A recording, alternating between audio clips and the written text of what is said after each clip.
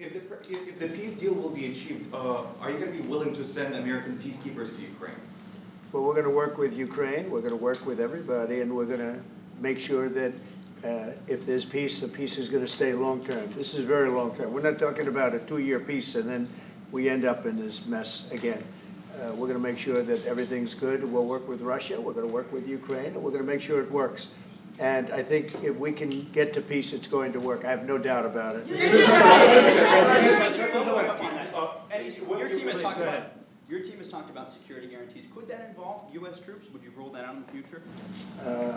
We'll let you know that maybe later today. We're meeting with 7 great leaders of great countries also, and we'll be talking about that. They'll all be involved, but there'll be a lot of help. When it comes to security, there's going to be a lot of help. It's going to be good. They are first line of defense because they're there. They're Europe. But we're going to help them out also. We'll be involved. Vladimir Putin mentioned that the war will not end without addressing the root causes of this war. Have you had an understanding what are the root causes of this war? Well, look, the war is going to end. When it ends, I can't tell you, but the war is going to end, and this gentleman wants it to end, and Vladimir Putin wants it to end. I think the whole world is tired of it, and we're going to get it ended. It was, you know, I've done 6 wars. I've ended 6 wars, and I thought this maybe would be the easiest one, and it's not the easiest one. It's a tough one. A lot of reasons for it, and they'll be talking about it for a long time. But they'll be talking about the others. Look, India, Pakistan. We're talking about the big places. When you look at, you just take a look at some of these wars. You go to Africa and take a look at that. Rwanda and the Congo, Republic of the Congo. That's been going on for 31 years.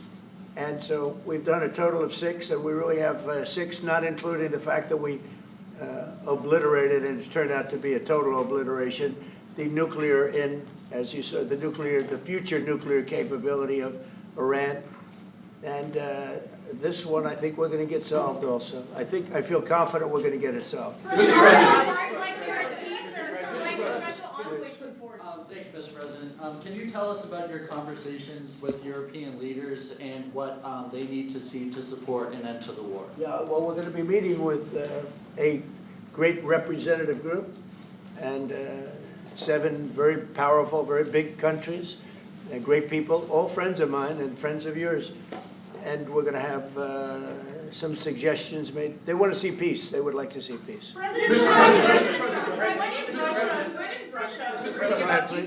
In the red. President Trump, do you think it's fair to, for Ukraine and for Russia to achieve a lasting and durable peace if Ukraine cedes its territories that Russia hasn't yet conquered? Do you think it's a fair peace for Ukraine?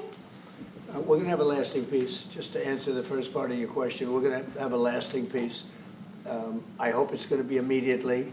I hope it doesn't have to go on.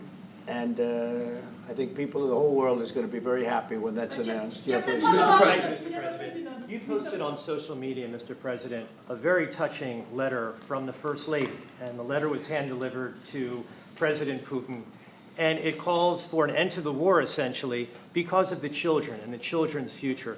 Why did the First Lady feel that letter was necessary? Was it because she believes that Mr. Putin is the aggressor in the war? Is a similar letter being hand-delivered to President Zelenskyy? So the First Lady felt very strongly. She's watched the same thing that you watch and that I watch. I see things that you don't get to see, and it's horrible. But when she's got a great love of children, she has a wonderful son that she loves, probably more than anybody, including me. I hate to say it, but she loves her son. She loves children, and she hates to see something like this happening. And that goes for other wars too. I mean, she sees the heartbreak, the parents, the funerals that you see on television. Always funerals. We want to see something other than funerals. No, she felt. It was a beautiful letter. It was very well received by him. And she did ask me to say, you know, she would love to see this end. She would love to see it end. And she says it very openly, very proudly. And and with great sorrow because so many people have been killed. Mr. President, last week, Mr. Brian, go President. ahead, Brian. Yes, sir, I've got a question for each of you. Yes. First of all, Mr. President Zelenskyy, you look fabulous in that suit. I said the same thing. Yeah, you look good. I said the same thing. Yeah, looks Isn't good that on nice? you. That's the one that attacked you last time. See, now he's in. I remember that. Yeah, I apologize to you. You look wonderful. No, my first question for you, President But you are Zelenskyy. in the same suit. You see, I changed, you are not. Maybe yours is much better.